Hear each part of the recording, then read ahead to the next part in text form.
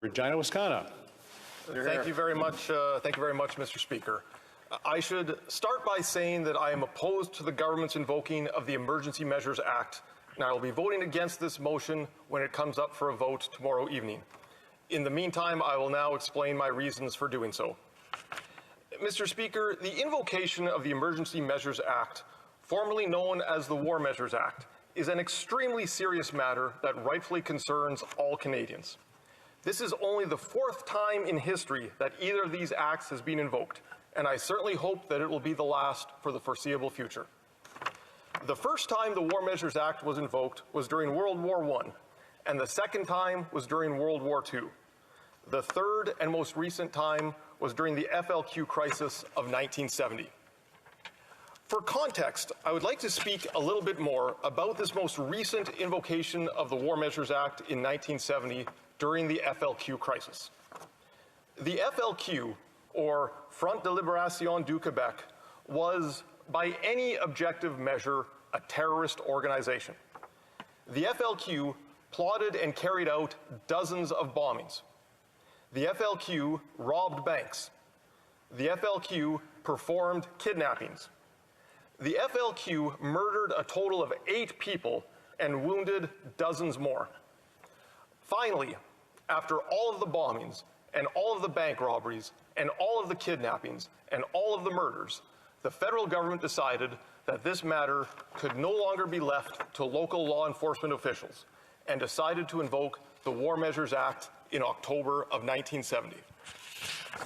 To this day, scholars, historians, and even politicians who were there at the time remain critical of the decision by Prime Minister Pierre Trudeau to invoke the War Measures Act in 1970. Instead, they argue that the matter should have simply been left to local law enforcement officials. NDP leader Tommy Douglas was very critical of the decision on the floor of the House of Commons, noting that the Liberal government of the day did not provide one shred of evidence to support its claim of an apprehended insurrection. Don Jamieson, Pierre Trudeau's transport minister, wrote in his memoirs years later, quote, "In concrete terms, we did not have a compelling case to put forward," unquote. In his opinion, invoking the War Measures Act was simply a way for Pierre Trudeau to make life difficult for his political opponents. In the Journal of Canadian Studies, Professor Dominique Clement has argued, quote, "The universal suspension of human rights is, in retrospect, the most damning indictment of the government's decision to invoke the War Measures Act," unquote. Richard Gwynn, one of Pierre Trudeau's biographers, argues, quote, "Trudeau smeared irredeemably his reputation as a champion of civil liberties. No other Prime Minister has been so severely criticized for crushing civil liberties," unquote. Mr. Speaker, there is a strong argument to be made by historians and academics that even the FLQ crisis, with all of its bombings and all of its bank robberies and all of its kidnappings and all of its murders, did not justify invoking the War Measures Act, and that these matters were best left to local law enforcement officials. And so, Mr. Speaker, if it is highly questionable as to whether the War Measures Act was justified in 1970, then what is the justification for invoking the Emergency Measures Act today? What are the protesters in downtown Ottawa and in Parliament Hill doing that would justify the invocation of this act? Well, for starters, they have bouncy castles. Mr. Speaker, I have walked through the crowd of protesters almost every morning on my way to work on Parliament Hill, and I can confirm that they do have bouncy castles. But bouncy castles do not justify invoking the Emergency Measures Act. Bouncy castles in the middle of the street are a matter for local law enforcement. Mr. Speaker, many of these protesters and truckers have parked their trucks illegally and have been blaring their horns all night long. I think that these trucks should be ticketed and towed. But the need to ticket and tow some vehicles does not justify invoking the Emergency Measures Act. Ticketing and towing vehicles is a matter left for local law enforcement officials. There's also been an incident of someone jumping up and down on the National War Memorial. There's been another incident of someone putting an upside-down flag on the Terry Fox statue. There have also been reports of local residents being intimidated and harassed. Mr. Speaker, I certainly condemn all of these activities, but none of this justifies invoking the Emergency Measures Act. These are matters left to local law enforcement, nothing more. Mr. Speaker, in order for the Act to be invoked, I think it's important for Canadians, including members of this House, to understand the threshold that must be met. Section 16 of the Act reads, quote, "Public order emergency means an emergency that arises from threats to the security of Canada, and that is so serious as to be a national emergency," unquote. National emergency, Mr. Speaker. National emergency. Mr. Speaker, the noisy truckers and the bouncy castles out on Wellington Street do not constitute a national emergency. Well, then they especially don't. Mr. Speaker, as I said earlier, I have personally walked through the crowds out on Wellington Street almost every morning on my way to work since the convoy arrived, and I lived to tell about it. There's no Al-Qaeda, there's no Taliban, there's no North Korean special forces looking to take over the government. Mr. Speaker, this is a matter for local law enforcement officials, and it is wrong for this government to try to make it out to be anything more than that. And so, if the protesters out on Wellington Street are best left to local law enforcement, then that raises the question, what should the federal government be doing? How can the federal government best respond to this whole situation in a positive and constructive manner? I think that the federal government needs to get to the root cause of the frustrations that we've all been feeling over the last 2 years. And of course, I am talking about the pandemic restrictions that have been disrupting the lives of Canadians. This government would do well to come up with a science-based and evidence-based plan to safely and responsibly wind down pandemic restrictions at the federal level. This is exactly what the Conservative opposition has been calling on the government to do for some time.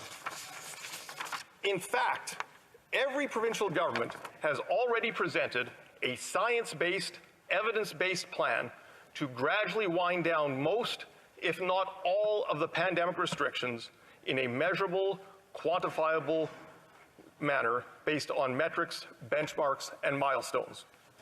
Mr. Speaker, it's time for the federal government to do the same. If this government would focus its efforts on coming up with a science-based and evidence-based plan to responsibly wind down pandemic restrictions, that would be infinitely more beneficial to the quality of life of Canadians than invoking the Emergency Measures Act to deal with noisy truckers and bouncy castles. Thank you very much, Mr. Speaker. Question commentaire, questions and comments. The honourable member for Windsor-Tecumseh. Thank you, Mr. Speaker, and I thank the honourable member for his speech. Let's hear from local law enforcement, and in this case, the Chief of Police of Ottawa, Steve Bell, when he says, "Without the authorities provided to us through these pieces of legislation, we wouldn't be able to be doing the work we are doing today." Does the Conservative Party disagree with the Ottawa Chief of Police? Thank you. Honourable member for Regina, Wisconsin. Thank you very much, Mr. Speaker, and I would like to thank the honourable member for his question. I think it's important to realize that these protests and these demonstrations have not been limited to Ottawa. There have been similar protests and demonstrations all across the country, and every other municipal police force seems to have been able to deal with it in a satisfactory manner. The other police forces seem to know how to do crowd control and how to divert traffic and that sort of thing, and I think it would be beneficial for the Ottawa Police Department to share these best practices with other police departments and learn to do it how everyone else has. Commentaire, questions and comments. L'honorable député de Repentigny. The honourable member for Repentigny. Thank you, Mr. Speaker. I'd like to begin by perhaps reminding everyone that the Bloc is of the view that the demonstrators don't have every right to do whatever they please. But I'd like to look towards the future. What are the lessons we should learn from what has just happened? L'honorable député de...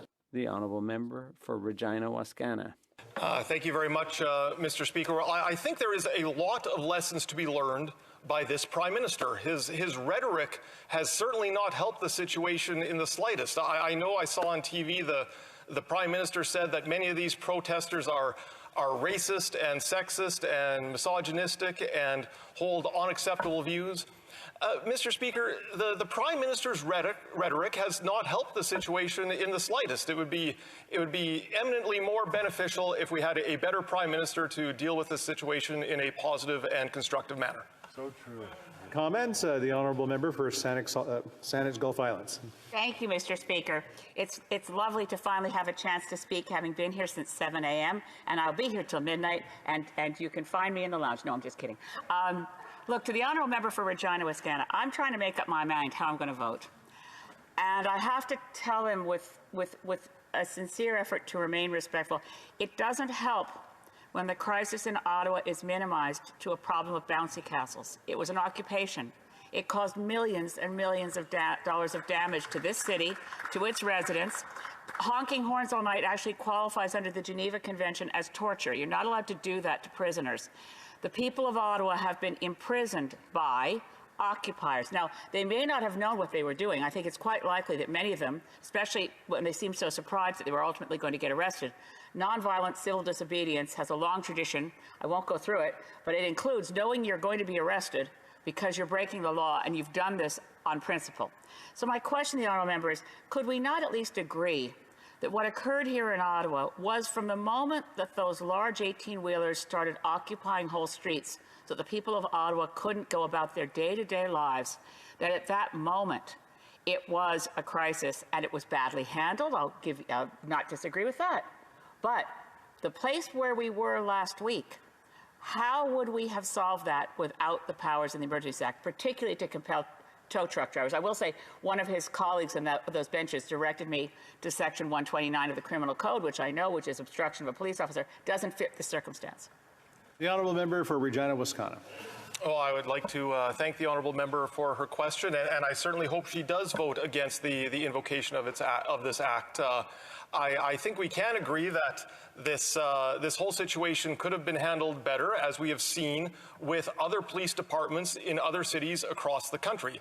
I think that there certainly is a role to be played for law enforcement. We can't have law and order breakdown. And I did say in my speech that I do condemn the jumping up and down on the National War Memorial and the intimidation of local residents. But again, Mr. Speaker, these are matters for local law enforcement, and they do not justify the national emergency that is spelled out in the Emergency Measures Act.